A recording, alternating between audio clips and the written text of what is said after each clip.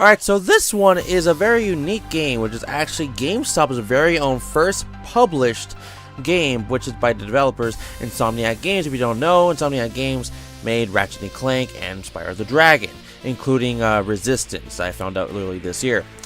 So, Insomniac Games made a game called Song of the Deep, and GameStop wanted some games for their own to call their own, and literally, it sold actually pretty well. I actually very like it. It's actually very unique and just puzzling, because it's a puzzle adventure, like underworld kind of like game.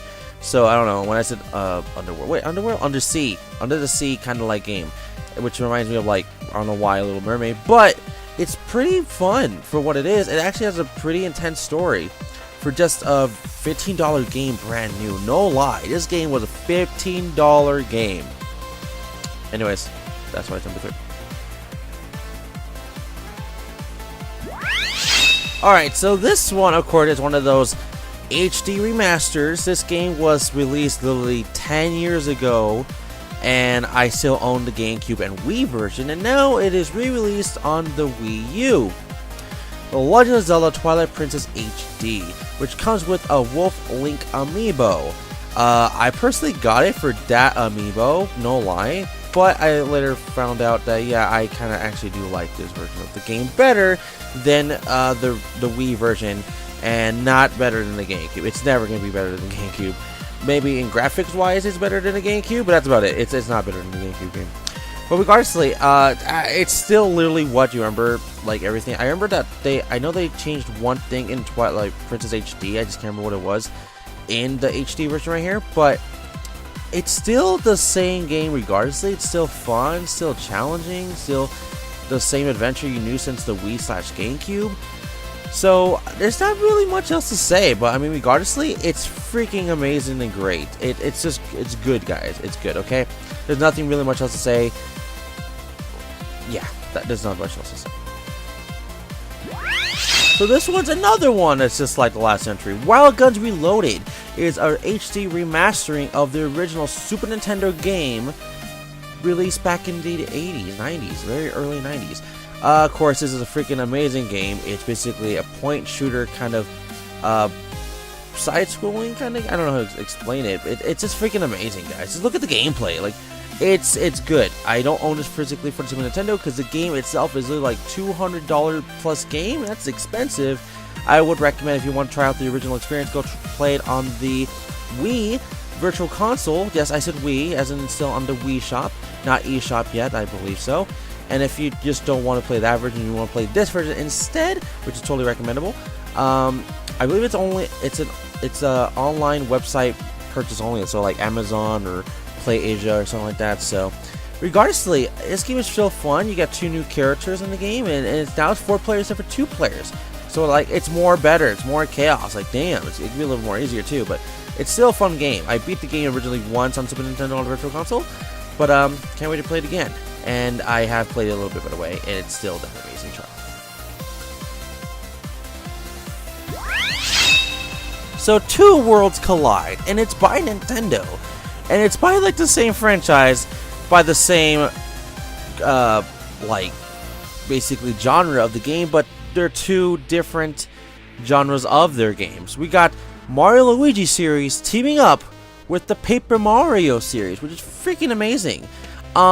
I'm not gonna lie, it plays as the Mario Luigi gameplay style more than anything else, but it does mix around with Paper Mario Paper Mario like mechanics, which makes this pretty freaking interesting. I mean, of course, this game is not the best Mario Luigi game of all time.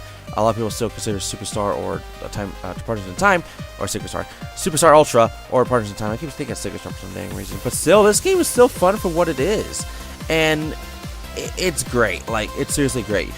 Paper Mario meets Mario and Luigi, including Bowser meeting Paper Bowser, same with Peach and everybody else, and it's just good. It's just good. Like, go try it out. Like I said, it's mixed opinions, but it's good for what it really is. Just don't think too much about it. It's good, okay? It's good. Look at this. Namco, Bandai, Sega, and Capcom meets together to play in the ultimate crossover game yet again, Project Cross Zone 2. The game was so successful the first time on Nintendo 3DS, they just did it again with a sequel of Project Cross Zone to Project Cross Zone 2, still on Nintendo 3DS, and I'm not gonna lie, it is better. It has more characters, it expands on the characters from the last game, including more characters, more, well, let's say more chaotic characters. We have Segito Sanchiro in the game. Segita Sanchiro, sorry. It's amazing. We have Ryu from Shenmue, Dante from Devil May Cry. Of course, we still have a lot of more characters from the last game. Now we have like Phoenix Wright, Ace Attorney. We have so many I can't even think of. From, oh my god, it's fucking great. I'm so surprised that they even added Segita Sanchiro. But in this one, they even go further and beyond. They add Nintendo characters to the games now. So there's some characters from Xenoblade Chronicles, which is freaking crazy. I think there's like only one actually, and then there's also from not Gear, but something Xeno, something on the PS,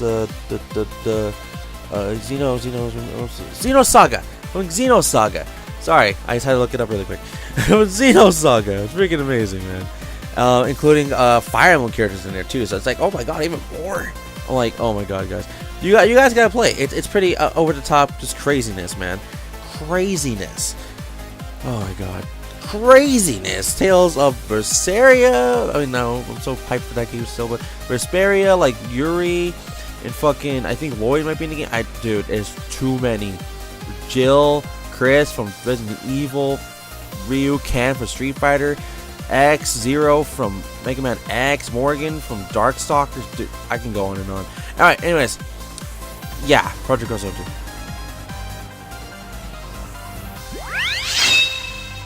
So, Plants vs. Zombies Garden Warfare 2. Oh my god, okay. I haven't even really played as much. I played a lot of the beta, a lot of the demo, and I played a good chunk of it that I really do like this game. It just gets better from the original Plants vs. Zombies Garden Warfare, which is still fun to this day. I played it earlier this year, the original and the sequel, and it's still fucking amazing, guys. This is something creative, fun, and it's good. Okay, it's fucking good. Like it's just amazing. Okay, like it's good. Okay, like it. I don't even explain how good it is. It's just more new characters from this game. Of course, they added all the characters from the last game. More playlists, same kind of chaotic mayhem, and just well, funner, I guess I could say, but it's obvious. Yeah, anyways, yep, Plants vs. Zombies Garden Warfare 2. I got introduced into the series earlier this year, and I gotta say, I'm so happy that I got introduced into the series. This is God Eater 2 Rage Burst. Now, there was a God Eater 1 Resurrection on the PS4 that came out also this year, but I'm not really counting it because it is a re-release from, well, it's a remastering re-release, I should say, from the PSP title, which came out years ago. So I'm not recommending that one, even though you can, for sure. But the one I'm talking about here today is, like I said, God Eater 2 Rage Burst, which I'm not gonna lie, I am really pretty fucking addicted to it when I was really playing it non-stop. It's fun. It actually makes you think like you're, you know, a God Eater. You got the God Arc. You can fucking kill fucking origamis, and it's fucking great. It has good story. It has like not even a complex like storyline at all, which is really weird because and the anime is like a little bit complicated, but the game just kind of like makes you really like the game, how it turns out. It reminds me a little bit of Tokiden, but it's still pretty good for what it is, and no lie, it's probably one of the better anime games that came out this year. And there's been a lot, but just not so many in my personal opinion. But there will be a lot more anime games on the list further up the list, I guess you could say, or further down, whatever, depending, because it's number 24 and we're going up to 1. So I don't know, regardlessly, this is God Eater 2 Rage Burst. Go check it out. Freaking amazing.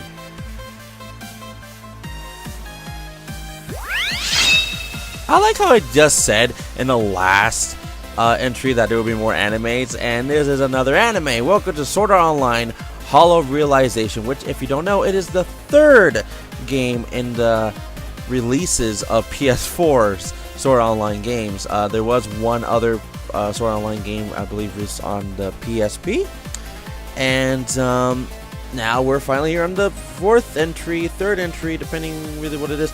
Well, third really, and really, it's actually better, in my personal opinion, than the last Sword Art Online game, which was last year's Lost Song.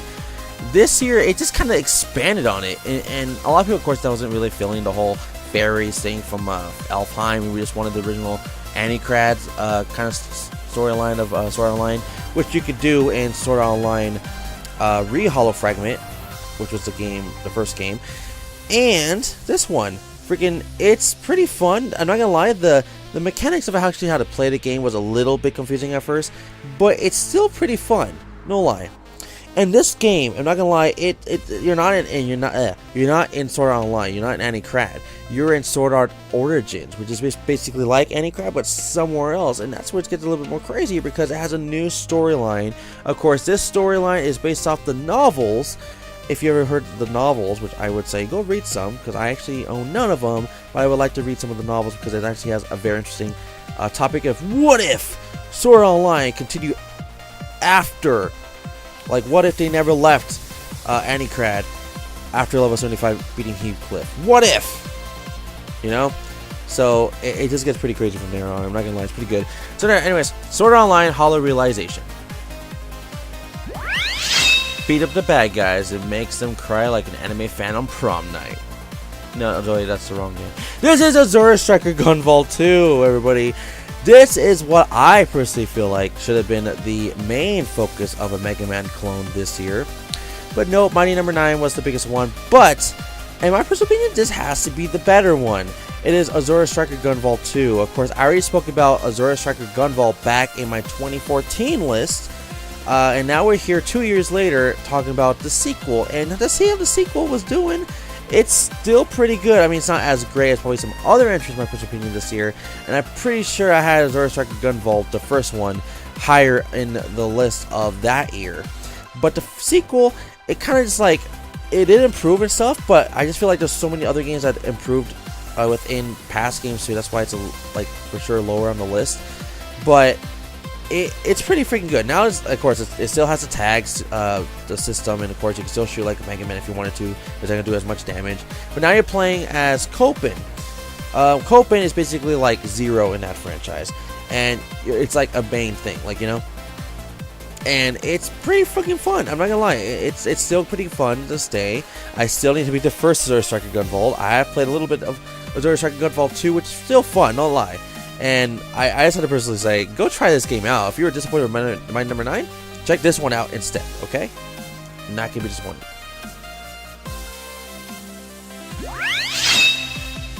Alright, so we're finally here again with another Square Enix entry. This one is World of Final Fantasy. World of Final Fantasy, if you don't know, it's basically like back to this traditional Final Fantasy roots with not making it a numbered Final Fantasy game like 15 was, which we'll get down the line. And it's still pretty kind of fun, not gonna lie. I mean, of course, you have like more like as in Pokemon kind of clone characters to help you out as allies, including yourself and or your other girl self or boy self, depending on who you really want to say it is. And the cool thing about this game that a lot of people like is that you could be either in your tall form, like your normal form, or you could be in your chibi form for a thing called stacking in this game. And for what stacking is, it depends on what is your best formation of attack, defense, offense, all that kind of stuff. And the story is actually pretty good in a way because it actually corresponds with all other Final Fantasy games. And I'm not lying, from the first to I think about 13 Lightning Returns. And it's not gonna lie, it's actually pretty interesting, but of course I'm not the biggest Final Fantasy fan. I'm not sure about it as often or how much it could be better for me to know about all these characters, but it has Sephiroth, for peak's sake, the one-winged angel. Like a duh. Anyways, World of Final Fantasy, it's literally one of the best RPG games of this year. But don't take my word for it. Try it out.